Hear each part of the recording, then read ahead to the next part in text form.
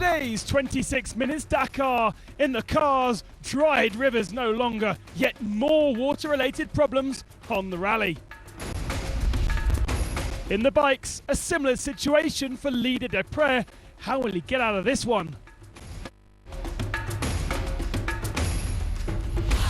In stories, we meet Juan Manuel Silva and his disappointing third Dakar attempt. And in Discovery, we explain the system that keeps everyone safe on the Dakar, the Iratrack.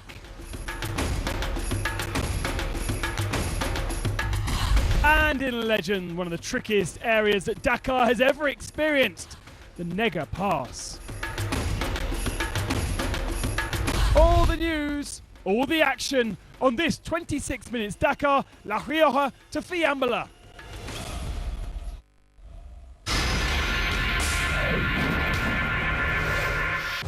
Previously in the bikes. For most of week one, Olivier Pain was the leader of the rally, but on stage 9 he fell twice, dropping him back. Having won stage 5, David Castor moved into rally lead, but on stage 9 he hit a cow and is now totally out. One day you're crying for happiness, the next time you're crying in pain. It's finished. For Deprez, a gearbox problem looked to end his chances, but he's fought back and now leads the rally. One day or the other, you have to be first. But there are still stages to go. The most important thing is to be first in Santiago. I don't have a 2-hour gap, so I've got to attack. Francisco Lopez has won 3 stages and is ready to pounce when the rally returns to his homeland.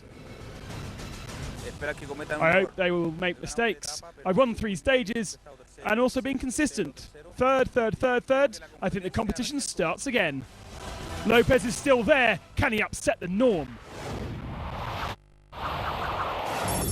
Stage 11 once again introduces dunes, and not just any dunes, but the dunes of Fiambula. Leaden skies greeted competitors to the start of the Fiambula Special. The Rios already overflowing, the sand ready to swallow up the unwary. Argentina! Argentina! Argentina! Juan Barreda set off first. Barreda was on a mission to show his worth and prove that Husqvarna is an incredibly fast bike. Cyril Deprez's mission was totally different, defend his lead in the standings. However, early into the stage, at kilometre 33, the 2 leaders got lost together.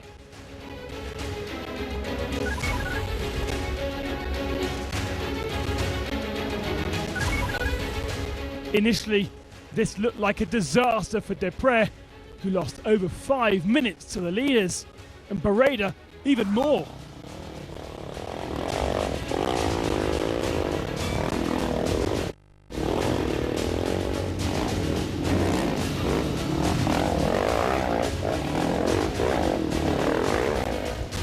As the Rios continue to rise, Cyril Deprez was taking it cautiously, getting off the bike to walk it through the river.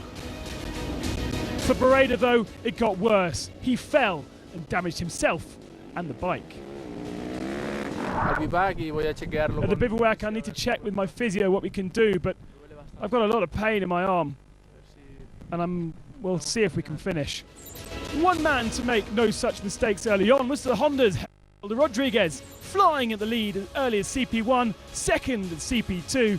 Then he came unstuck 24 kilometers from the end and lost a huge amount of time. Dileco Lopez had a similar day to Rodriguez. Starting further back, he initially flew to third at CP2, importantly 4 minutes faster than Deprez, who he'd followed. But then, in the last 70 kilometers, he got lost.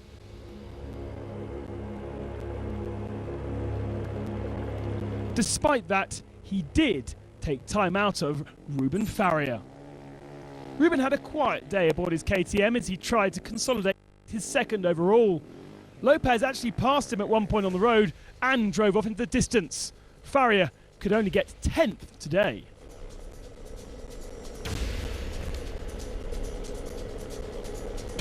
Ivan Jacques was one of the first to lead many the wrong direction early on in the stage. Due to the fact that most had the same problem, he actually didn't lose that much time. Eventually finishing 8th position, he holds on to his 5th in the overall standings. However, Alessandro Bocciuri was fractionally faster to beat him by just 5 seconds on his attempt to grab 4th from the Slovakian. He is riding with a broken finger, but this June day shouldn't have affected that too much. 4th position was Juan Pedrero, and just ahead was Cyril Desprez, who really attacked the second part of the special, having been cautious early on, and he got the 3rd best time.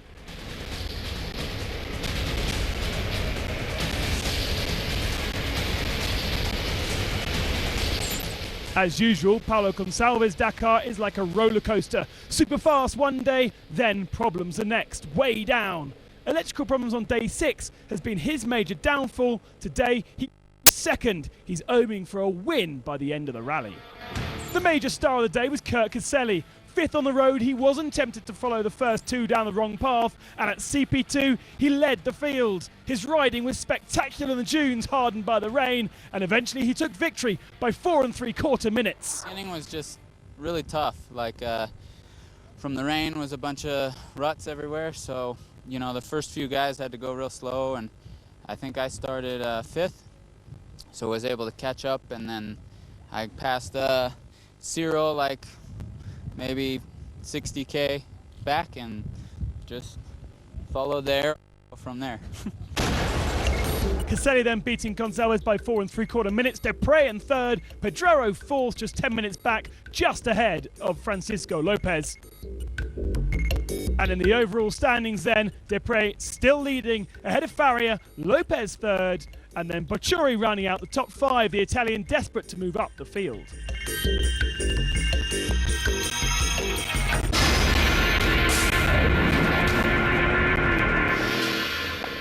Like the bikes, the leader of the quads got lost in the early part of the stage as well.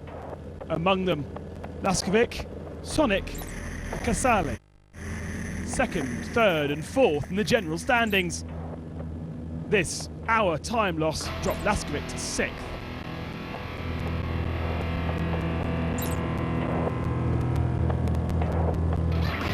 Casale lost, but wouldn't lose out in terms of the general position, despite all his problems. Sebastian Husseini was flying in the early part of the day's special, having not really starred since his engine gave up in the middle of the first week. By the end of the stage, however, he had lost 15 minutes and ended up in 5th spot. Leader of the rally, Marcus Patronelli, slowly got his day going to eventually grab 3rd position and stretch his lead in the overall now to nearly 2 hours. Perhaps he'll have a picnic in Copiapo tomorrow.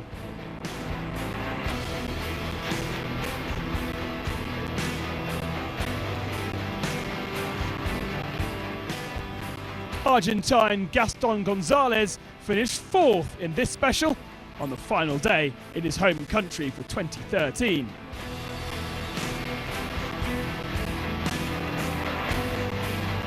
This is his best result this year, although he's nearly 9 hours down in the general.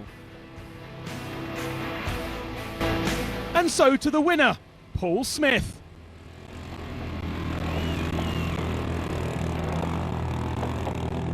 It's the Australian's first Dakar, and 2 days ago he managed a 5th position.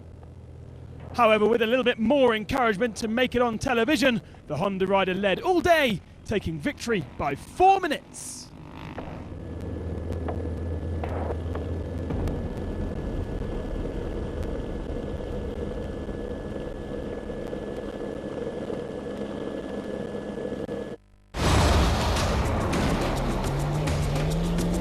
Coming next in the cars, once again, rain stops play.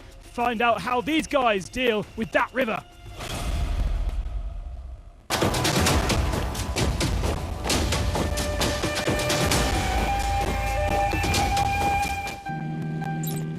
This is the story of Juan Manuel Silva.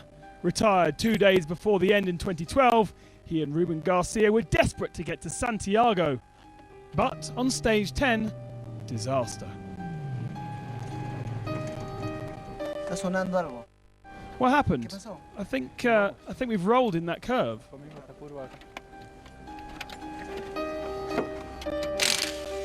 Desperately, they worked to fix the battered Amarok.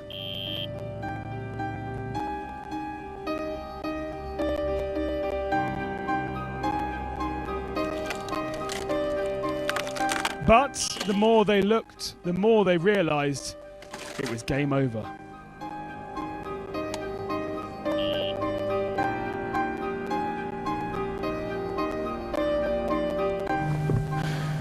We worked too much to arrive to the Santiago from the first day. We tried. And now it's finished. We are disappointed. Really. But this is Dakar. Este es mi tercer Dakar. Today is my third Dakar. The first one was the most difficult, and I arrived at the finish. Last year I retired, and that really hurt a lot. This one we started fine, but step by step it's just got worse. And I was so prepared. This hurts too. I'm going to go and visit my family now. This year the Dakar is earning its title as the greatest challenge on earth.